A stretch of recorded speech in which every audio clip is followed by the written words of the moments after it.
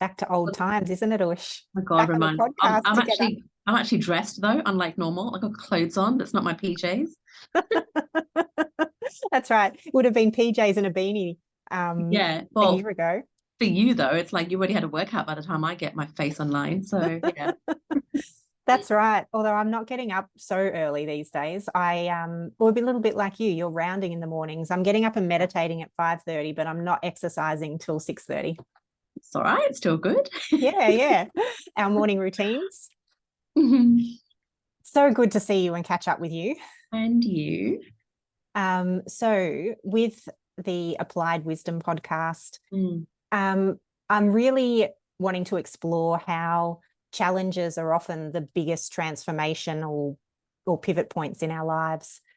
And so when, women, particularly when they're dealing with a legal problem, and it can be all consuming and it's super stressful. But of course, there are many other things in our lives. It's just, a lot of big life events have legal consequences, don't they?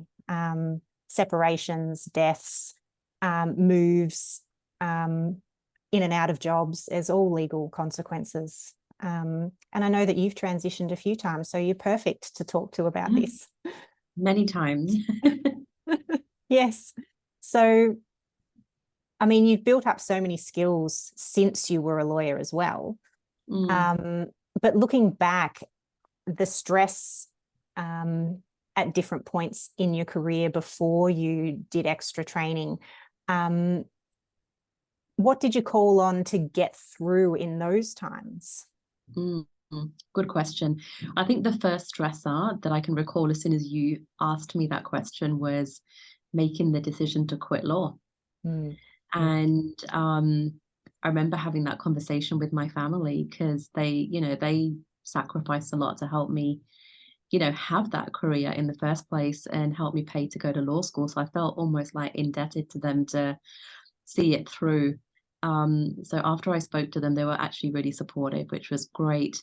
And I think what I had to call on at that moment in time was really my own inner strength, because I didn't have any other skills at that time. I didn't have EQ. It was all very IQ. I wasn't spiritual. I wasn't meditating. And it was literally going, right, almost like pulling on my nervous system, right? In hindsight, now that I'm looking at it, to go, I need to physically just get through this time of setting up my own business and quitting what I thought I was going to do for the rest of my life and be a lawyer. Yeah. So I think it is just this, it was more of a physical strength and a mental strength at that moment in time, which is so different to how we are now, right? So different. That's right. But having the family support obviously sort of at least was something behind you. Yes. And then, as you say, it's more of an EQ decision. So I suppose you were like planning and thinking every step of the way and being very strategic about it. Yeah. So it was definitely, it was the IQ decision. And when I quit, I didn't really know what I was going to do.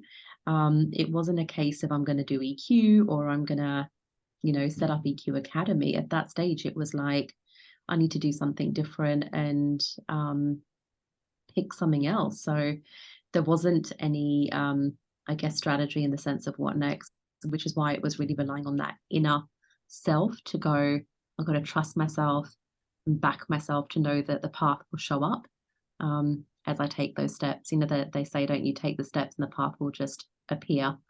And That's sometimes literally what I it's did. only appearing one or two steps ahead, like the whole pathway is not clear, is it? Yeah.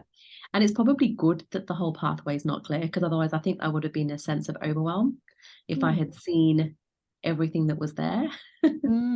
Yeah, that's a really good insight, because I think a lot of people want to see the whole way and the outcome, don't they? They want to know everything's going to be okay. Yeah.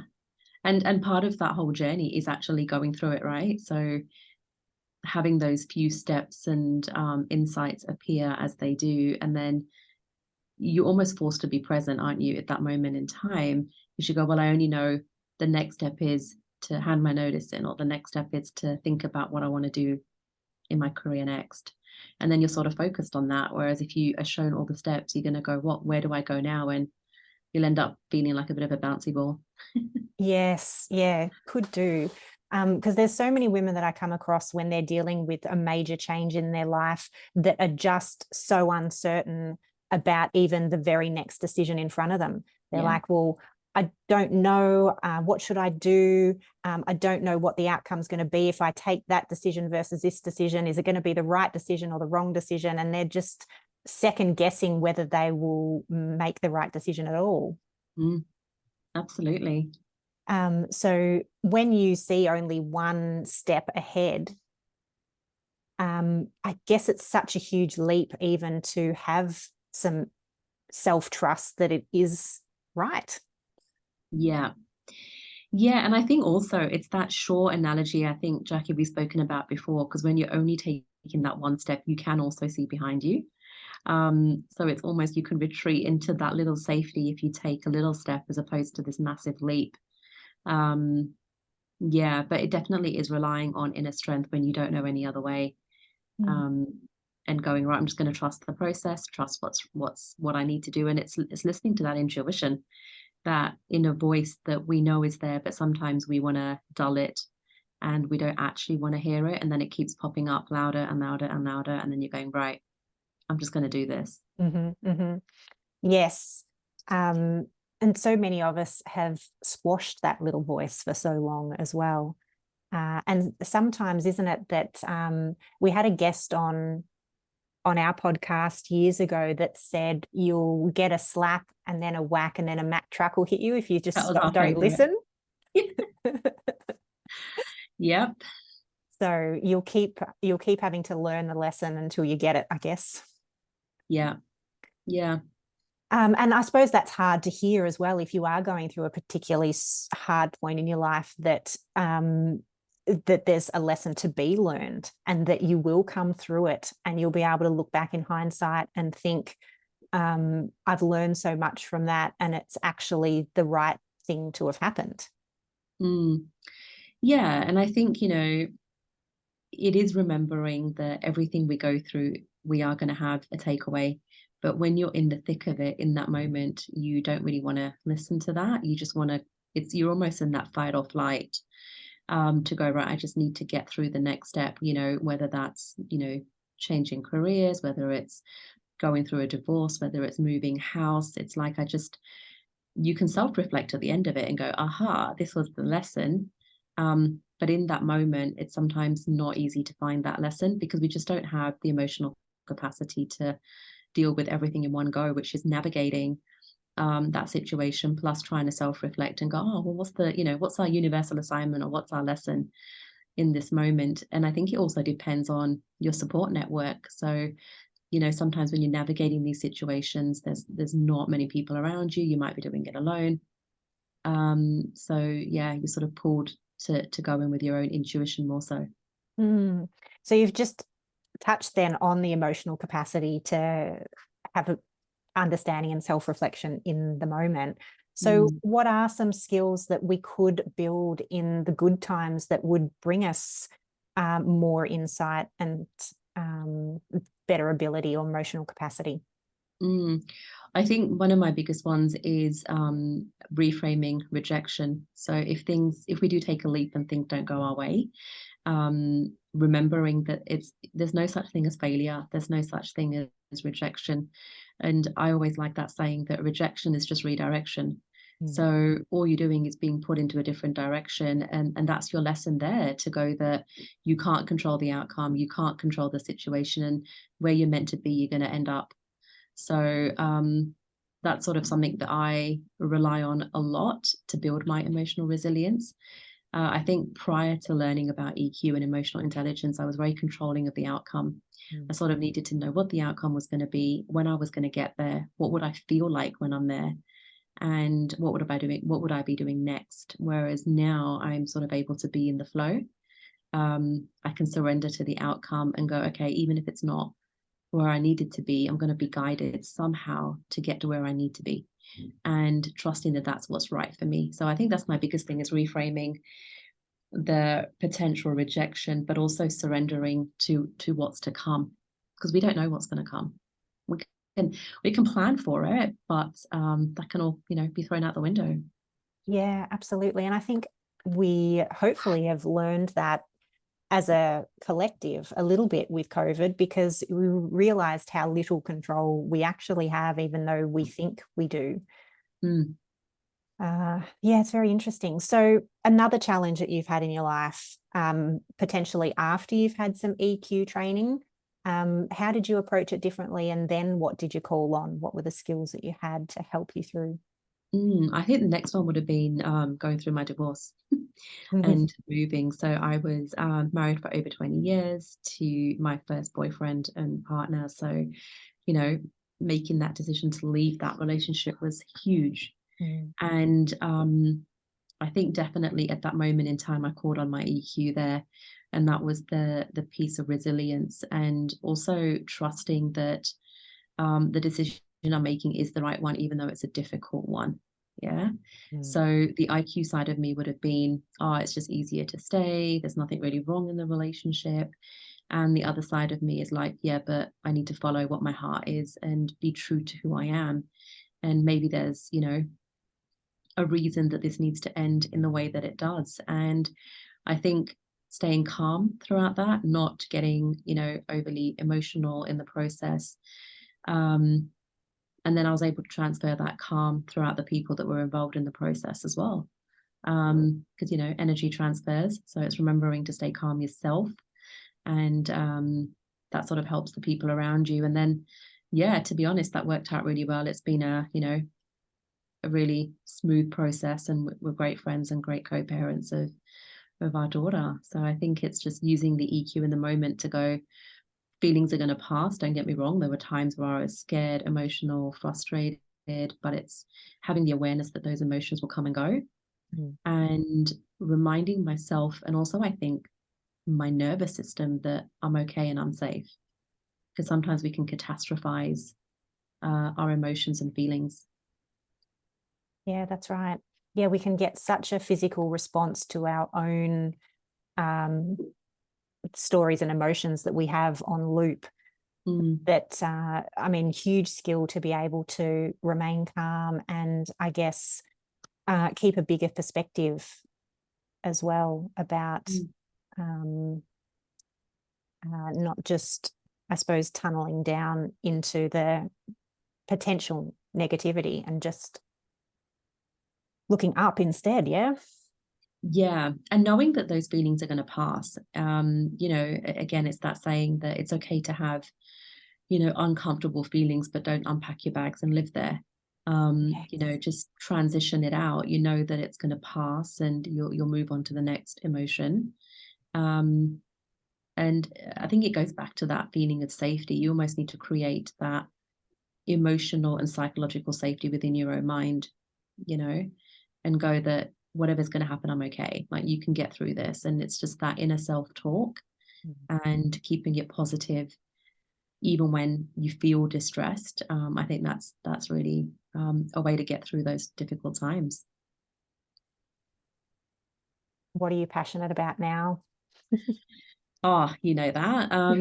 So I guess part of my journey and evolution, through the last, I'd say, 3-4 years has been meditation and learning Vedic meditation. So I've always been using guided meditation for many years, and it's been great, but I haven't felt anything life-changing with it. And then came across Vedic meditation, have been practicing it now for about 2 years.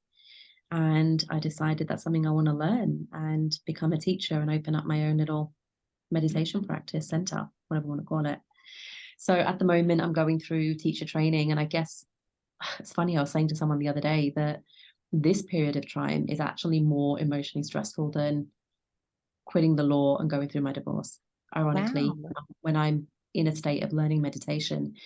And that's because of the time and the juggle and this commitment that this task is taking. So the passion's there, and it's a case of just going, right, how do I fit it in?